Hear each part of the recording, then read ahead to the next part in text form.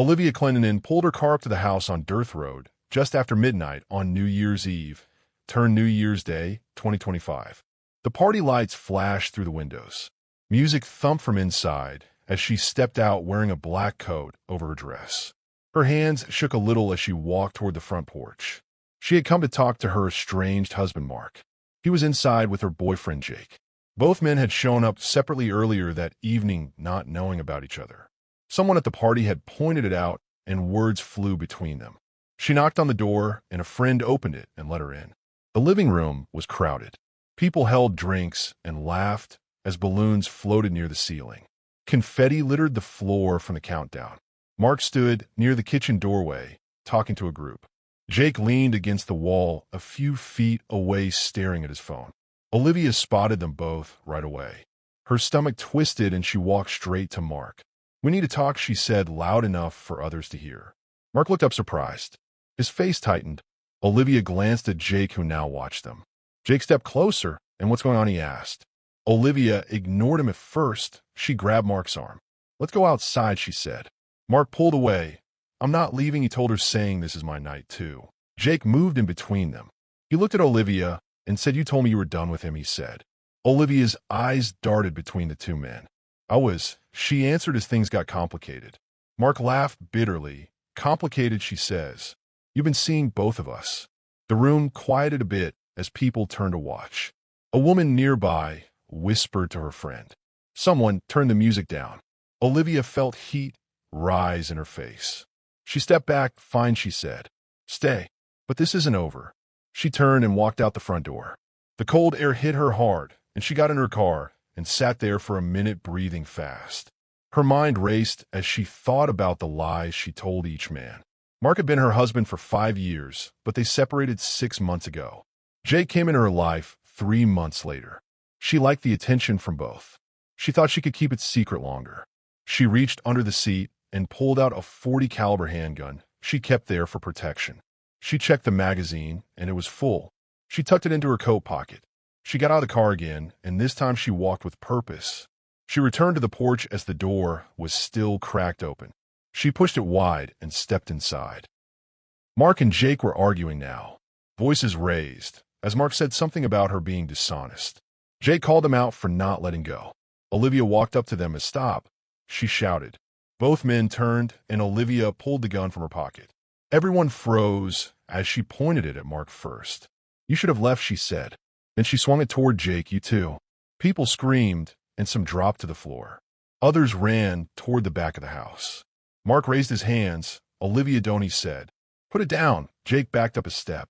"Baby, calm down," he told her as Olivia's hand shook. Tears filled her eyes. "You both ruined everything," she whispered, and then she squeezed the trigger. The first shot went wild and hit the wall. Plaster flew. The second shot struck the doorframe. People yelled louder. She fired again and again, 8 shots in total. Bullets tore through the room as one hit a lamp and it crashed to the floor. Glass shattered. Another went into the ceiling, and then eventually one found a target. A man named Alex stood on the porch earlier, but moved inside when the argument started. He was a friend of the host, just there to celebrate. He had no connection to Olivia or the men. He tried to step between the group to calm things. As Olivia fired, wildly one bullet caught him in the abdomen. He gasped and fell backward against the couch. Blood spread across his shirt fast as he clutched the wound. He screamed, "Someone please help me." Olivia kept firing until the gun clicked empty. She looked around stunned. Mark and Jake were unharmed, ducking behind furniture. Alex lay bleeding as people cried out for someone to call 911. Olivia dropped the gun. It clattered on the floor. She turned and ran out the door. She jumped in her car and started the engine. Tires screeched as she pulled away. She drove fast down the dark road as her hands gripped the wheel tight. Blood pounded in her ears. She thought about what she just did. She didn't mean to hit anyone else. She wanted to scare them, make them leave. Or maybe she wanted more. She wasn't sure anymore. Police lights appeared in her rearview mirror minutes later. She pressed the gas harder, and the car swerved on the icy road. She lost control and crashed into a ditch. The airbag deployed as she sat there dazed. Officers approached with guns drawn, and they shouted, get out from the car." Olivia raised her hands as they pulled her from the wreck and handcuffed her. She said nothing as they put her in the back of the cruiser. At the hospital, doctors worked on Alex. The bullet damaged his intestines and spleen.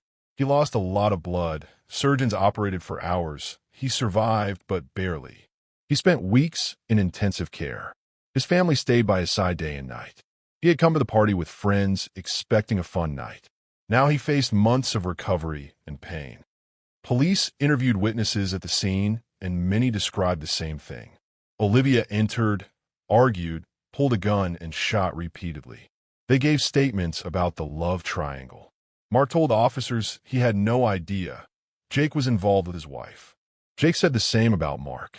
Both men seemed shocked more than angry as they cooperated fully. Investigators recovered the gun from the house. Ballistics matched the bullets to it. They found 8 casings on the floor. Shell casings scattered near where Olivia stood. Security cameras from a neighbor's house caught her car arriving twice. First to talk, then to return with the weapon.